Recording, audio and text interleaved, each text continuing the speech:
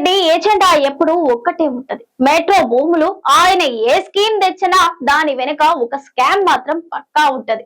ఆయన కన్నంతా మెట్రో భూముల మీద పడ్డదని బీఆర్ఎస్ వర్కింగ్ ప్రెసిడెంట్ కేటీఆర్ ఆరోపించారు. రేవంత్ రెడ్డి ఎజెండా ఎప్పుడు ఒకటే ఉంటది. మెట్రో భూముల ఆయన ఏ స్కీమ్ తెచ్చినా దాని వెనుక ఒక స్కామ్ మాత్రం పక్కా ఉంటది. ఆయన కన్నంతా మెట్రో భూముల మీద పడ్డదని బీఆర్ఎస్ వర్కింగ్ ప్రెసిడెంట్ కేటీఆర్ ఆరోపించారు. షేర్లింగంపల్లి నియోజకవర్గ బీఆర్ఎస్ పార్టీ ముఖ్య కార్యకర్తల సమావేశంలో మాట్లాడుతూ లంకెబిందెల కోసం తిరుగుతా ఉన్నాడు.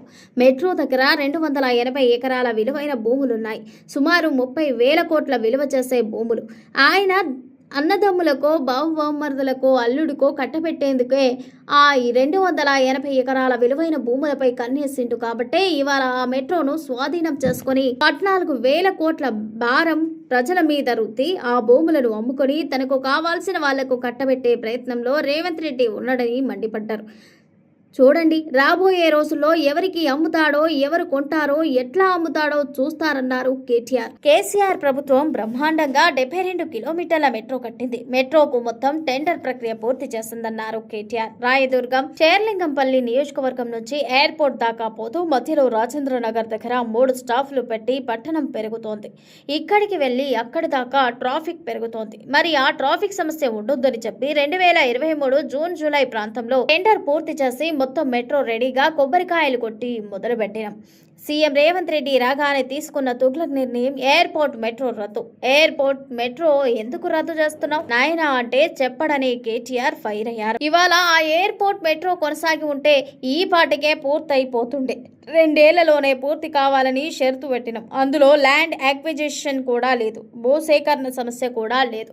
ఔటర్ రింగ్ రోడ్డును అంటుకుని బ్రహ్మాండంగా ఎయిర్పోర్ట్ దాకా మధ్యలో బూత్వెల్, నార్సింగ్ లో స్టాపులు పెట్టి ట్రాఫిక్ సమస్య తగ్గాలి, హైదరాబాద్ పెరగాలి అనే ఉద్దేశంతో మనం ఒక నిర్ణయం తీసుకున్నామన్నారు. 2.5 ఏళ్లు అయిపోయిన తర్వాత ఇప్పుడు కిషన్ రెడ్డి, రేవంత్ రెడ్డి ఢిల్లీలో కొత్త డ్రామా మొదలు పెట్టారు. మళ్లీ మెట్రో పట్టాలు ఎక్కాలంటే 2028లో కేసీఆర్ రావాల్సిందేనంటూ కేటీఆర్ తెలిపారు. కేసీఆర్ ప్రభుత్వం బ్రహ్మాండంగా 72 కిలోమీటర్ల మెట్రో కట్టింది.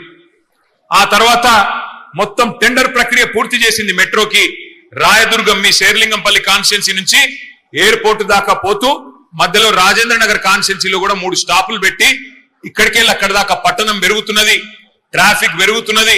మరి ఆ ట్రాఫిక్ సమస్య ఉండొద్దని చెప్పి 2023 జూన్ జూలై ప్రాంతంలో టెండర్ పూర్తి చేసి మొత్తం మెట్రో రెడీగా కొబ్బరికాయలు కొట్టి స్టార్ట్ చేసినాం. ఈయన రాగానే వచ్చి తీసుకున్న మొట్టమొదటి తుగ్లక్ నిర్ణయం మెట్రో రద్దు, ఎయిర్పోర్ట్ మెట్రో రద్దు. 2.5 ఏళ్ళు అయిపోయింది. అయిపోయినాక ఇవాళ డ్రామాలు చేస్తున్నాడు. ఎయిర్పోర్ట్ మెట్రో ఎందుకు రద్దు చేసినవరా నాయన అంటే చెప్పడు. ఇలా ఎయిర్పోర్ట్ మెట్రో కనుక కొనసాగి ఉంటే ఈ పాటికే పూర్తయిపోతుండే. 2 ఏళ్లలోనే పూర్తి కావాలని కండిషన్ పెట్టినాం. అందులో ల్యాండ్ అక్విజిషన్ కూడా లేదు, భూసేకరణ సమస్య కూడా లేదు. ఔటర్ రింగ్ రోడ్డును అంటుకొని బ్రహ్మాండంగా ఎయిర్పోర్ట్ దాకా మధ్యలో బుద్దివేలులో, నార్సింగిలో స్టాపులు పెట్టి ట్రాఫిక్ సమస్య తగ్గాలే, హైదరాబాద్ పెరగాలే అనే ఉద్దేశంతో మనం ఒక నిర్ణయం తీసుకున్నాం. ఇవాళ మీ అందరికీ నేను ఒకటే మాటిస్తా ఉన్నా, ఈయన వల్ల ఏమి కాదు. ఇప్పుడు కొత్త డ్రామాలు ఆడుతున్నాడు. లకడికా పూల్ నుంచి పటాన్ చెరువు వరకు మెట్రో మనం ప్రతిపాదిస్తే భారతీయ జనతా పార్టీ ప్రభుత్వం వాళ్ళు ఇయ్యలే. ఎక్కడనో ఉత్తరప్రదేశ్ లో చిన్న చిన్న పట్టణాలకు ఇచ్చినారు. కానీ మనకు లకడికాపూల్ నుంచి పటాన్ చెరువు వరకు 36 కిలోమీటర్లు పెడితే ఇందులో ట్రాఫిక్ లేదు, ఇందులో ఎక్కటోళ్ళు లేరు అని చెప్పి మనకు బీజేపీ సహకరించలేదు. కానీ ఇవాళ డ్రామాలు ఆడుతున్నారు రేవంత్ రెడ్డి గారు, కిషన్ రెడ్డి గారు ఇద్దరు కలిసి. ఈయనేదో అడిగినట్టు, ఆయనేదో ఇచ్చినట్టు, ఏదో ఇద్దరు కలిసి ఢిల్లీలో మళ్ళీ నాటకాలు ఆడుతా ఉన్నారు. ఒకటి మాత్రం నేను మీకు పక్కా చెప్తా ఉన్నా, మళ్ళీ మెట్రో పట్టాలు ఎక్కాలి అంటే 2028లో కేసీఆర్ తిరిగి రావాల్సిందే. మొదటి దశ మెట్రో పూర్తి చేసింది కేసీఆర్. మీ మియాపూర్ కి ఇక్కడికే వచ్చి ప్రారంభించింది కేసీఆర్. కాబట్టి రేపటి రోజున కూడా మెట్రో మళ్ళీ పట్టాలు ఎక్కాలి. హైదరాబాద్ లో మరొక 250 కిలోమీటర్ల మెట్రో రావాలి అంటే ఈ బుడ్రఖాన్తో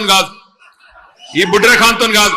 ఎందుకంటే తీస్మార్ ఖాన్ మాటలు మాట్లాడగానే సరిపోదు, పనులు కూడా అట్లా ఉండాలి. కానీ ఏదో మాటలకేమో పెద్ద పెద్ద మాటలు, చేసేది ఏమీ లేదు. అందుకే నేను అనేది ఈ తుగ్లక్ ఆలోచనలు, ఈ తుగ్లక్ పనులు చేయడం ఎట్లా ఉంటది అంటే, ఆ ఎల్ఎన్టీ అనే కంపెనీ మెట్రో కట్టింది. ఆ ఎల్ఎన్టీ కంపెనీ సిఎఫ్ఓను బెదిరించిండు. నువ్వు నాకు ఆ భూములు ఇస్తావా లేకపోతే నిన్ను జైల్లో పెట్టాలని అని బెదిరించాడు. బెదిరిస్తే ఆయన పారిపోయింది ఎల్లంటి వాడు. ఇవాళ ఒక ప్రైవేట్ కంపెనీ నెత్తి మీద ఉన్న 14,000 కోట్ల అప్పు మొత్తం రాష్ట్ర ప్రజల మీద రుద్దిండు రేవంత్ రెడ్డి. ఆయన తుగ్లక్ ఆలోచన విధానం వల్ల 14,000 కోట్ల అప్పు ఎల్ఎన్టీ కట్టాల్సిన అప్పును ఇవాళ రాష్ట్ర ప్రజల మీద రుద్ది, మనందరి మీద రుద్ది ఒక తుగ్లక్ నిర్ణయం తీసుకున్నాడు రేవంత్ రెడ్డి.